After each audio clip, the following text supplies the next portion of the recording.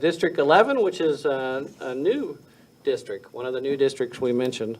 So there are 5 candidates running in alphabetical order here, although we've only got 4 right now, right? All right, so we've got Ricardo Avitia, we've got Rick Herring, and then Jeanette Martinez, and Tara Maldonado Wilson. All right, thank you. Thank you all for being here. As before, we'll have a minute for opening statements, and then we'll go into questions. So, Mr. Avitia, you get to start. Hello and I think you're on. hello and good evening, everybody. My name is Ricardo Avitia. Everybody hear that? Just no. Okay, the mic. Closer to the mic. The black microphones are the ones working, so y'all gonna have to pass it around because we can't hear anything on those red covered mics. Can you hear this? Here, you can hold mine too if you want. There you go. I'm not saying anything. Good evening, everybody. My name is Ricardo Avitia. I'm a first-generation American. I'm a son of migrant parents. I'm a United States Marine Corps veteran, and I'm a product of Fort Worth ISD. I wholeheartedly believe that we need working-class representation on city council. We need a different perspective, looking down at the discussions and decisions being made on our everyday lives. I'm the only candidate on this particular district that has construction management experience. Therefore, I bring that perspective to City Council with the bidding process, the project management process, and everything in between, as well as value engineering. Therefore, I strongly urge you to research yourselves, the candidates out here, and vote for Ricardo Avitia come May 6th. Thank you so much. Appreciate your time. Thank you. Next, candidate Harry. Thank you. Yes, my name is Rick Herring, and I am running for City Council, District 11. I'm a native of Fort Worth. I was born and raised in the Riverside community where I still live. I went through Fort Worth Public Schools. I was raised in a family with a single mom, and we were a working class family. After I went through schools, I put myself through Texas Wesleyan, the first college graduate in my family. And later, after I was out of college, in my mid-20s, I began being active in my local neighborhood association, which was the Oakhurst Neighborhood Association. I saw some things in my community I didn't like, so I wanted to work on them and work with like-minded people. And years after that, I moved a few blocks away to the Carter Riverside neighborhood, where I now reside, and I'm currently the president of our neighborhood association there. But through all those years, the past 30-plus years, I've had an opportunity to serve on zoning commission, plan commission, other Fort Worth committees and commissions, and have a broad and vast background in city issues, which make me feel like I'm the best candidate to serve in this role. I'm looking forward to serving the residents of new District 11. All right. Thank you. And candidate Martinez, your opening statements. Good evening. My name is Jeanette Martinez. I am a Fort Worth native. I am a mom. I am a wife. I have both lived and worked in both South and East Fort Worth. I'm sorry, can y'all hear me okay? Mm-hmm. Okay. I am a product of the Fort Worth ISD. I pursued my higher education at first at TCC, later transferring to Texas Wesleyan. I most recently earned my master's in public administration. I've been a part of local government for over 10 years. I have had the privilege of serving under the leadership of Commissioner Roy Charles Brooks, Tarrant County Precinct 1. I have served on several city, county, and nonprofit boards. I've served on the Fort Worth City Community Action Partners Advisory Council, where we work with families to provide them resources and services that they need to become self-sufficient. I'm the vice chair of the Girl Scouts of the Texas-Oklahoma Plains. I am also on the board of Family Pathfinders, who works with families and the reentry population to get them financial literacy and mentoring so that they can become self-sufficient. I am experienced, I am educated, and I am the best candidate for this position. All right. Thank you. And candidate Maldonado Wilson, your opening statements. Yes, hi, I'm Tara Maldonado Wilson. I'm an ER trauma nurse, a mother of 3, and a queer Latina. I'm running for city council because when I went down to City Hall in 2019, after the death of Tatiana Jefferson, I was locked out of City Hall. I know that residents in the east side and south side of District 11 feel forgotten and left out of decision making.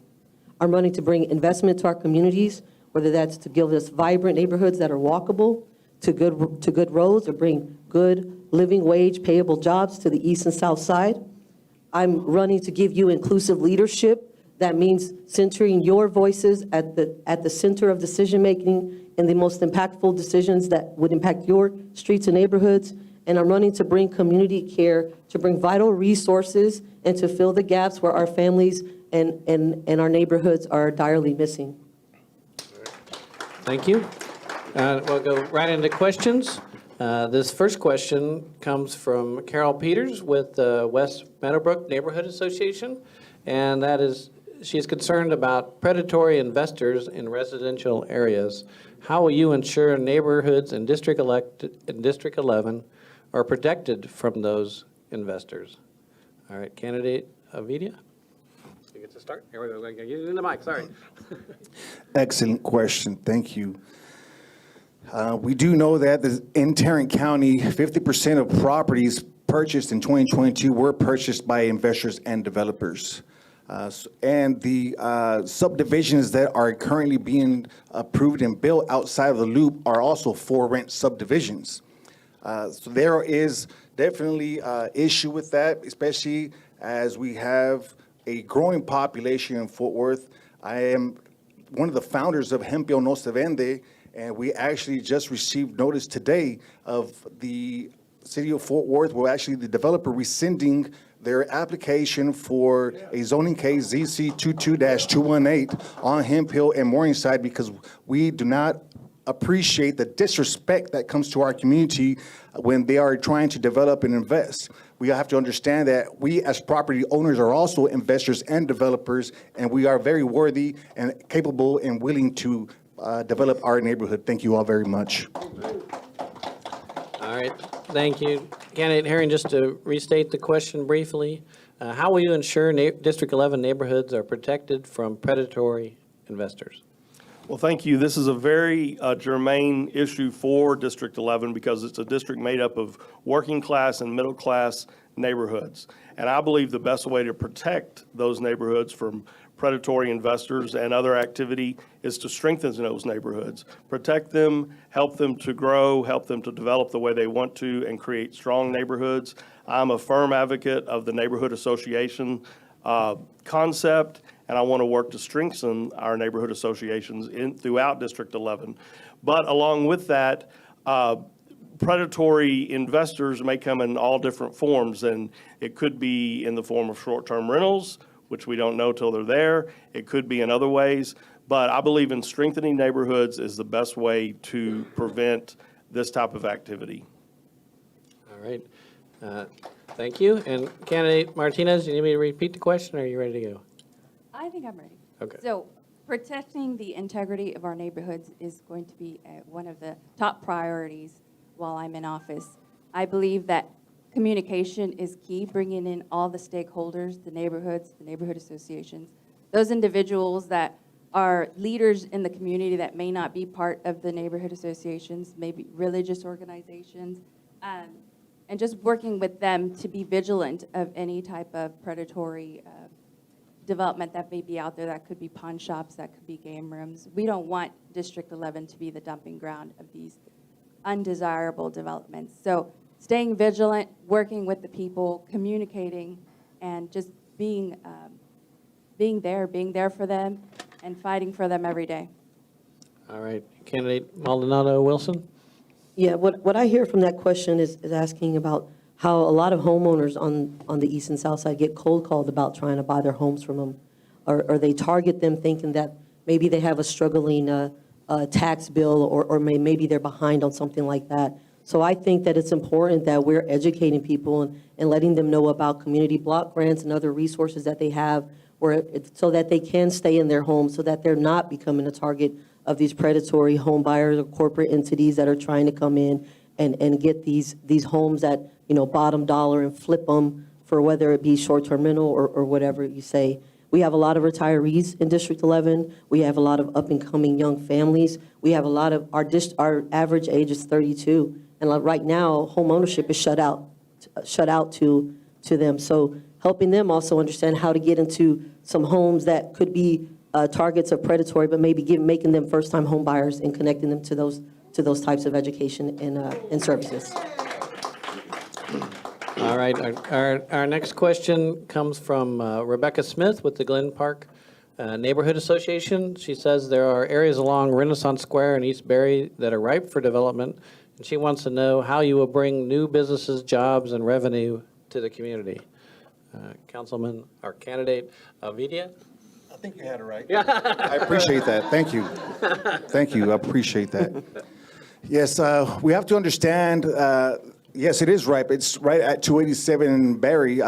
There's a beautiful view of downtown from there as well, at the corner of 287 and Barry if you look towards the north. And we have to also understand that views mean luxury and luxury means money. So when we're talking about development, we also have to inform our community members and have a consensus of what we want as a part of development.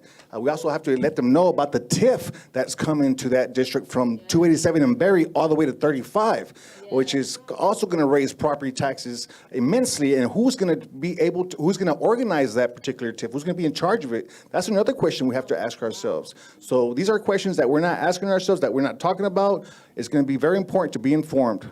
Please vote for Ricardo Avitia, May 6th. Thank you very much. All right. Candidate Herring, how will you bring new businesses, jobs, and revenue to the community? Well, first of all, I would want to talk to the residents in the community and see what they want. All too often, they're not consulted about what types of developments they want for their area. But along with that, communication with the neighborhood and the stakeholders, I would work with those organizations that have been set up specifically to monitor and to attract development, such as Southeast Fort Worth, Inc., the Black Metropolitan Chamber of Commerce, the Renaissance Heights Development Corporation, and make sure that they are bringing all stakeholders to the table, and also making sure that any outside developers that are coming are also looking to speak with the neighbors and see what they want. And as a council person, that would be one of my key features, is to get out in front and to let the neighbors know what is coming so they can be prepared and work with those developers. And I always say to be forewarned is to be forearmed. Information is key, and I believe that neighbors and those in the community should know what's coming before they get a notice from the zoning commission saying, hey, this is on the docket in 2 weeks. All right. Candidate Martinez, how will you bring new businesses, jobs, and revenue to the community? Well, I would go to the community to get an idea of what type of development they'd like to see, but also when development is already identified, working with all stakeholders, bringing everybody to the table, because it's important that we keep everybody a part of the discussion. Then there is no, then they can say that everybody had the input. But also when the project has already started, maintaining those conversations, and when the project has ended, maintaining that relationship so that if issues do come up, you can address those as they come up, and it can be a relationship that will continue and would be successful throughout the lifetime of that neighborhood. All right, thank you. And candidate Maldonado Wilson, bringing jobs, businesses, what are your thoughts? Yeah, well, I know that that particular area is predominantly black neighborhood and black families. In fact, Stormy's is just like a stone's throw from 287 in Barry, and they have like the best food in the city. So we need to make sure that we're going to be centering the business owners that are already along that corridor and making sure that, you know, if we're going to try to be revitalizing this area, that we're going to give them the opportunity to participate in that revitalization plan first, give their opinions and their input first, and then we build it around them, because they have been there for 20, 30, 40 years, and they are sick and tired of being shut out of decisions when it comes to economic development in Fort Worth. And I can tell you that as a councilwoman, I will not stand for them trying to go over the heads of this black community and trying to push anything down their throat that they don't want. All right. Then the next question comes from Fernando Flores with the South Hemphill Heights Neighborhood Association, who notes that there is a large Spanish-speaking community in District 11, and so wants to know, do you speak Spanish? If not, how do you plan to communicate with Spanish-speaking constituents? Yes, Mi nombre es Ricardo Avitia y soy hijo de migrantes. Mi mamá es de Chalchihuites, Zacatecas. Mi papá es de San Lucas de Ocampo, Durango. Y estoy aquí para representar a la gente trabajadora de nuestra comunidad. Nos estamos, queremos representarnos con respeto y adecuadamente para dar nuestra perspectiva de clase trabajadora. Mi mamá limpió casas toda su vida, mi papá trabajó en construcción, entonces yo conozco primeramente y a primera mano las experiencias de nuestras familias y comunidad hispana. Muchas gracias. Voten por Ricardo Avitia, mayo 6. All right. What's that? Thank you. I'll greatly translate. I've been fighting for Fort Worth, South Hemphill neighborhoods as well as through the Hemphill no se vende. But what I said is I'm a migrant, first generation American. My parents are from Chalchihuites, Zacatecas, and San Lucas de Ocampo, Durango, Mexico. And unfortunately, fortunately, I understand firsthand the experiences of the working class American in this community. All right, thank you. All right, same question for candidate Herring. Do you speak Spanish? If you do not, how do you plan to communicate with Spanish-speaking constituents? Well, Mr. Avitia is a tough act to follow. So I don't think I can equal that, but no, I do not speak Spanish.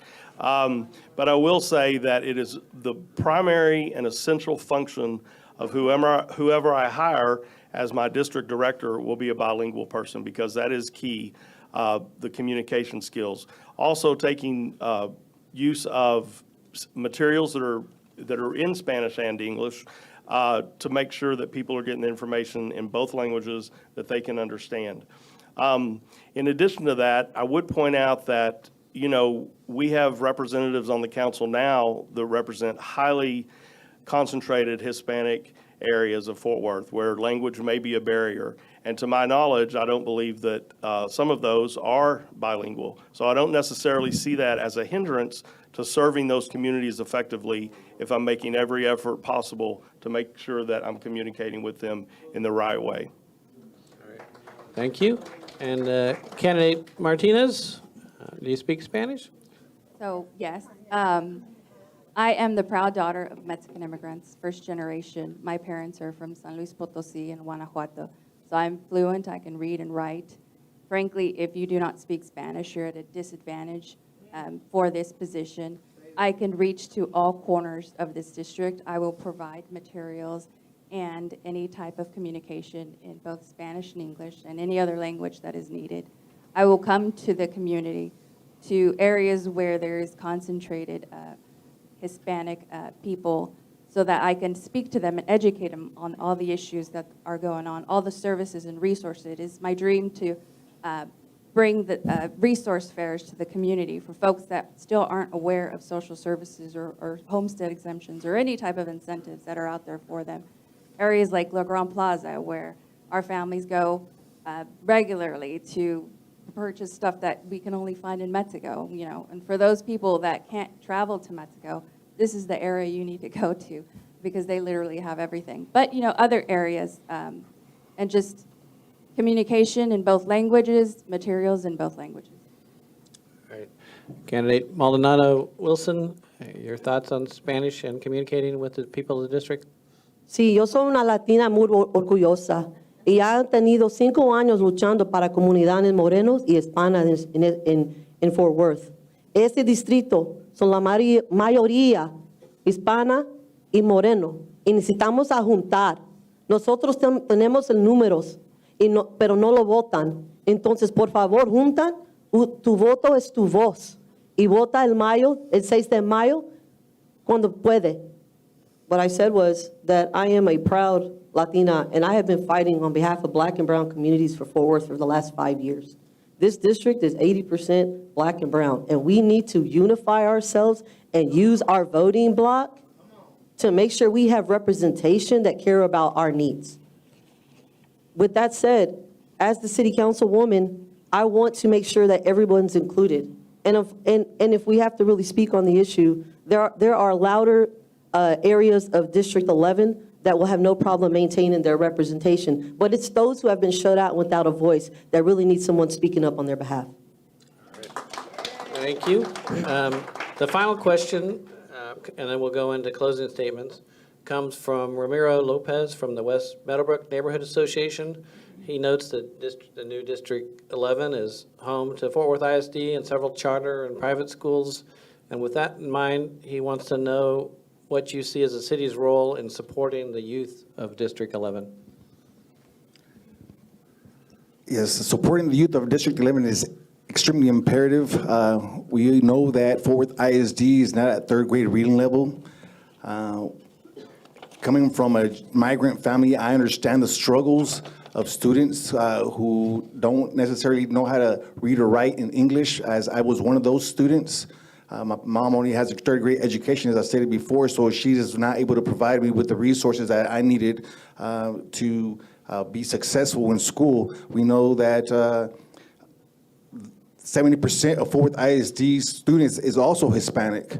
So being able to inform those parents about how the systems work in our new cultures and society is also going to be imperative as we traverse in this new district.